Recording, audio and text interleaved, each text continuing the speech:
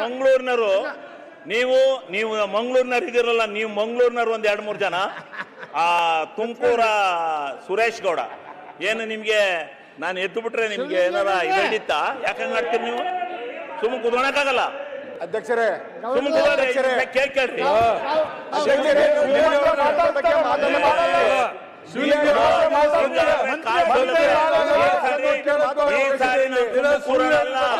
ನೀವು ಉತ್ತರ ಕರ್ನಾಟಕ ಶಾಸಕರಿಗೆ ಕೊಡ್ರಿ ಮಾತಾಡೋಣ. ಮಂತ್ರಿ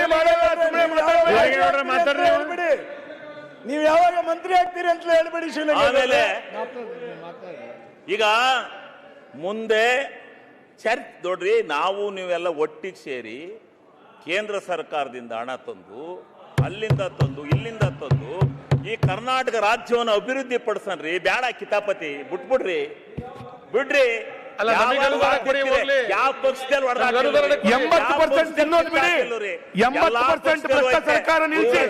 ಅದ್ ಯಾಕೆ ಹಂಗ ಆಡ್ತೀರಿ? ಸುಮ್ನೆ ಎಲ್ಲಾ ಪಕ್ಷದಲ್ಲಿ ಇದಕ್ಕೊಂಡಿರ್ರಿ.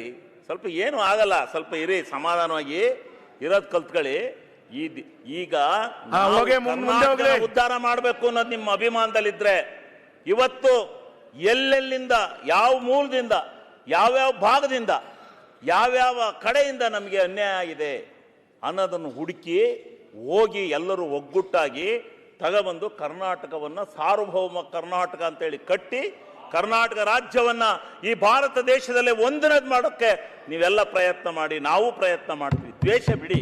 ಈ ದ್ವೇಷ ರಾಜಕಾರಣದಿಂದ ಕರ್ನಾಟಕ ಯಾವತ್ತೂ ಏನೋ ಇದಾಗುತ್ತೆ ಅಂತ ತಿಳ್ಕೋಬೇಡಿ. ಯಾರೇ ಇರಲಿ, ಕೇಂದ್ರದಲ್ಲಿ ಅವರಿರಲಿ, ಇವರಿರಲಿ, ನಾವಿರಲಿ, ಎಲ್ಲರ ಹತ್ರನೂ ತಂದು ಹಣನ ಸಂದಾಯ ಮಾಡ್ಕೊಂಡ್ರೆ ಕರ್ನಾಟಕ ರಾಜ್ಯದ ಬಜೆಟ್ ಆದಾಯದಿಂದಲೇ ನೀವು ಈ ಸಮಗ್ರ ಕರ್ನಾಟಕವನ್ನ ಕಟ್ತೀವಿ ಅಂತಕ್ಕಂಥ ಕನಸೇನಾರ ಕಂಡಿದ್ರೆ ಅದು ಸಾಧ್ಯ ಇಲ್ಲ.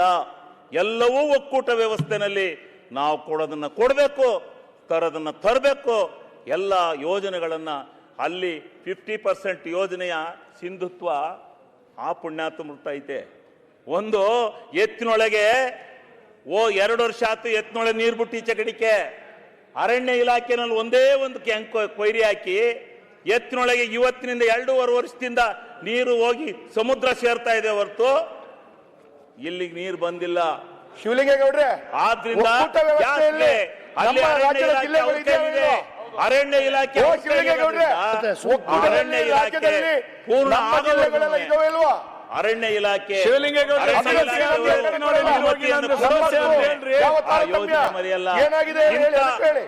ಈ ಅರಣ್ಯ ಇಲಾಖೆ ಅನೇಕ ನೀರಾವರಿ ಯೋಜನೆಗಳು